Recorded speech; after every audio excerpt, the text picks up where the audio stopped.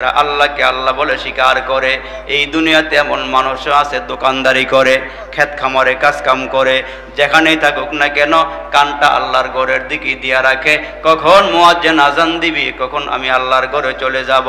ইন্নামাল মুমিনুনা আল্লাযীনা ইযা যুকিরাল্লাহু ওয়াজিলাত কুলুবুহুম, ঈমানদাররা এমন, এরা যেখানেই থাকুক না কেন আল্লাহর ঘরের দিকে এরা কানটা দিয়ে রাখে। আল্লাহ আওয়াজ দিলে, আল্লাহু আকবারের আওয়াজ দিলে সব সাইরা আগে নামাজ তারপরে কাজ। আগে হবে নামাজ, তারপরে হবে কি কাজ। এজন্য যারা আল্লাহকে আল্লাহ বলে স্বীকার করে, উঠতেও আল্লাহ, বসতেও আল্লাহ, দোকানে বৈশাও আল্লাহ, এরা মুসলমান সব জায়গাতে আল্লাহ আল্লাহ জিকির করে, সব জায়গাতে আমার আল্লাহর সাথে নিয়ে চলে। উঠতে আল্লাহু আকবার, নিচের দিকে নামতে সুবহানাল্লাহ, সমতল ভূমি দিয়ে হাঁটে আর কয় লা ইলাহা ইল্লাল্লাহ, এমন করে করে বান্দা আল্লাহরে স্মরণ করে আল্লাহরে ডাকে। এদের জন্য আল্লাহ একটা পুরস্কারের ঘোষণা দিয়েছেন, তুমি যে আমারে আল্লাহ আল্লাহ আল্লাহ আল্লাহ করতে করতে দুনিয়া থেকে বিদায় হইবা, আপনি আর আমি যখন এই আল্লাহ পাকের নামগুলো বলতে বলতে দুনিয়া থেকে বিদায় হয়ে যাব, তো একটা সময় আমি যখন মৌতের বিছানায় শুয়ে পড়ব, যার যেখানেই মরণ হোক, স্ট্রোক করে মরণ হোক, ঘরে মরণ হোক, বাহিরে মরণ হোক, বিআই আরদিন তামুত, কোন জায়গায় মরবেন, কখন মরবেন, এটা দুনিয়ার কেউ না জানলো জানেন কে? বলেন জোরে, জানেন কে?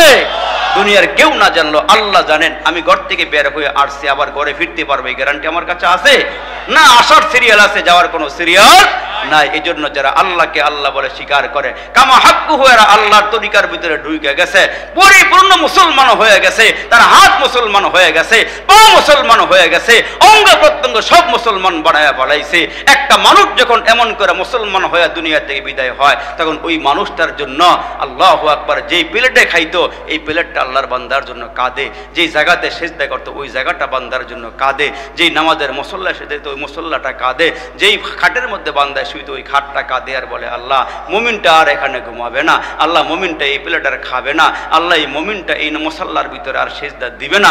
এই মুমিনের জন্য সব কান্না শুরু করে দেয়। এই জন্য আল্লাহ পাকের রসুল বলেন, তোমাদের জীবনটা এমন করে যাও, জীবনটারে এমন বানায়া কবরে যাও যেন তুমি দুনিয়া থেকে বিদায় হওয়ার পরে তোমার জন্য সব মাখলুকাত তোমার জন্য আল্লাহর কাছে দোয়া করে। সুবহানাল্লাহ, জোরে আওয়াজ দেন। আর ওই মানুষগুলোর জন্য সুসংবাদ, আল্লাহ তাখাফু ওয়ালা তাহজানু ওয়া বশিরু বিল জান্নাহ। ও সহিষ্ণার যুবক, একটু খেয়াল করে শোনা, তুমি সব জায়গাতে আল্লাহরে স্বীকার করছো, আল্লাহরে স্বীকার করছো বিদায় আজকে তুমি ওয়াজ মাহফিলের আয়োজন করছো। আজকে তুমি যুবক কবরবাসীদের রূহের মাগফিরাত কামনার মাহফিল দিয়েছ। প্রথম যেদিন তুমি এসেছিলে ভবে, কেঁদেছিলে তুমি একা, হেসেছিল সবই। এমন জীবন করো হে গঠন, মরিলেও হাসিবে তুমি, কাঁদিবে ভুবন।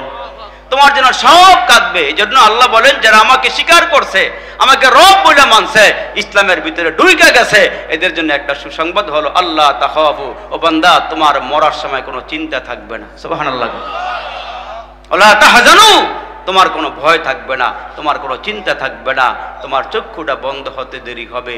ও আবশিরু বিল জান্নাহ, তোমাকে আমার জান্নাত দিতে আমি আল্লাহ দেরি করব না। সুবহানাল্লাহ।